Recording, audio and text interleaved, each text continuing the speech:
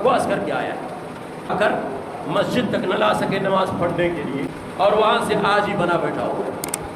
مقبول حج کی چند علامتیں ہیں۔ پہلی علامت یہ ہے کہ حاجی جب حج شریفین کی زیارت کرنے کے باوجود یہ شخص تنہا عن الفحشاء والمنکر، کوئی بندہ جب نماز پڑھتا ہے تو نماز اسے تمام برائیوں سے روک لیتی۔ اللہ رب العالمین ہمیں اور آپ حضرات کو سب کو حرمین شریفین کی زیارت نصیب فرمائے۔ سب سے عام ترین چیز، سب سے عام ترین چیز حجاج کرام کی خدمت میں عرض کر رہا ہوں، اللہ رب العالمین ہمیں اور آپ حضرات کو سب کو حرمین شریفین کی زیارت نصیب فرمائے۔ ہمارے آج حجاج کرام پھر آنے لگے ہیں، پھر آ رہے ہیں۔ سب سے دوسری چیز، جیسے نماز کے اندر، نماز کے بارے میں قرآن کا فرمان ہے کہ ان الصلاۃ تنہی عن الفحشاء والمنکر، کوئی بندہ جب نماز پڑھتا ہے تو نماز اسے تمام برائیوں سے روک لیتی ہے۔ کوئی بندہ جب حج پہ چلا جاتا ہے، حج پر جانے، حج کر کے واپس جب آ جاتا ہے، تم دیکھ لینا اس کی زندگی کو، یہ حاجی صاحب اگر حرام کھانے سے بچتا رہا، حرام کھانے سے بچتا رہا، کسی اور کے زمین پر کسی اور کے حقوق پر ڈاکہ ڈالنے سے بچتا رہا، رکتا رہا، سمجھ لو کہ پروردگار نے اس کو سینے سے لگا دیا ہے۔ اور اگر یہ شخص حاجی ہونے کے باوجود، حرمین شریفین کی زیارت کرنے کے باوجود، یہ شخص اس کے مال پر بھی ڈاکہ ڈال رہا ہے، اس کے زمین پر بھی قبضہ کر رہا ہے، باپ الگ بیچتا ہے زمین کو، بیٹا الگ بیچتا ہے کسی دوسرے زمین، اور وہاں سے حاجی بنا بیٹھا ہوا ہے، تو سمجھ لو کہ یہ کمبخت اور یہ ظالم صرف اتنے پیسے خرچ کر کے پھر آ گئے اور حاجی کا ٹائٹل اپنے نام کے ساتھ لگوا کر آ گیا ہے، اس کے پلے کک نہیں پڑا،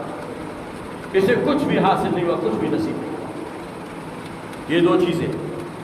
حجاج کرام کی آمد ہے۔ علماء نے لکھا ہے کہ مقبول حج کی چند علامتیں ہیں۔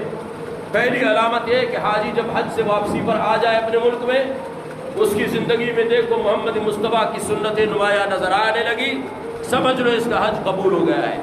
اگر اللہ کے رسول کی سنتوں کو ذبح کرتا رہا کسائی بن کر، سمجھ لو اس کا حج قبول نہیں اللہ کے بارگاہ میں۔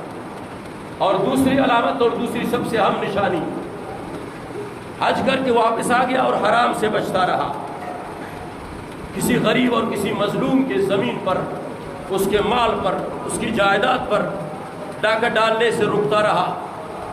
اور اس کے ظلم سے بچتا رہا،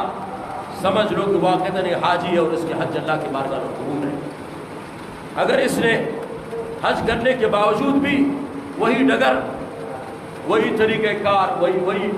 نظام زندگی، وہی حالات زندگی، اس کی ایک زمین اس کے اوپر بھی بیچ دی اور دوسرے کے اوپر بھی زمین بیچ دی، باپ نے الگ بیچ دی اور خود بیٹے نے الگ بیچ دیا، دو آدمیوں کو آپس میں لڑایا، تو سمجھ لو کہ اللہ رب العالمین کیا اس کا حج قابل قبول نہیں ہے، یہ چکر لگا کر آیا ہے۔ تیسری چیز، اہم چیز، ایک حج جب انسان کو گھر سے اٹھا کر مسجد تک نہ لا سکے نماز پڑھنے کے لیے، وہ حج کیا ہے؟ ایک حاجی جب حج سے واپس آ جاتا ہے، اس کو دیکھ لو کہ 5 گانن نمازوں کے اندر یہ جماعت کا پابند ہوا کہ نہیں ہوا۔ 40 دن اس نے مدینہ منورہ کے اندر، اس نے 40 نمازیں اس نے مدینہ منورہ کے اندر پڑھ لی امام مدینہ کے پیچھے، اور کئی نمازیں اس نے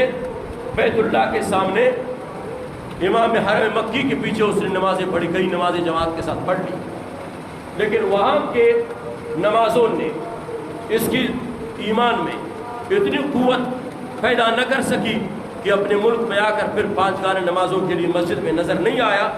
سمجھ لو کہ اس کا بھی حج قبول نہیں ہے اللہ کے بارگاہ میں، ویسے فضول وہاں جا کر بکواس کر کے آیا ہے۔ اللہ تبارک و تعالیٰ اپنے فضل و کرم کے ساتھ مجھے اور آپ حضرات کو اور حج پر جانے والے تمام حجاج کرام کو، بلکہ تمام امت مسلمہ کو فہم نصیب فرمائے، عقل نصیب فرمائے۔ حج پر جب جائیں گے، اتنے پیسے خرچ کریں گے، وہاں پر اپنی جانوں کو جھونکوں میں ڈالیں گے، اذیتوں اور مشقتوں کے اندر ڈالیں گے، پھر وہاں سے کچھ لے کر آنا چاہیے نا جی۔ ویسے یوں ہی گئے اور پھر واپس آ گئے، اس کا کوئی ثواب نہ کوئی ثواب ہے نہ کوئی اس کا فائدہ ہے.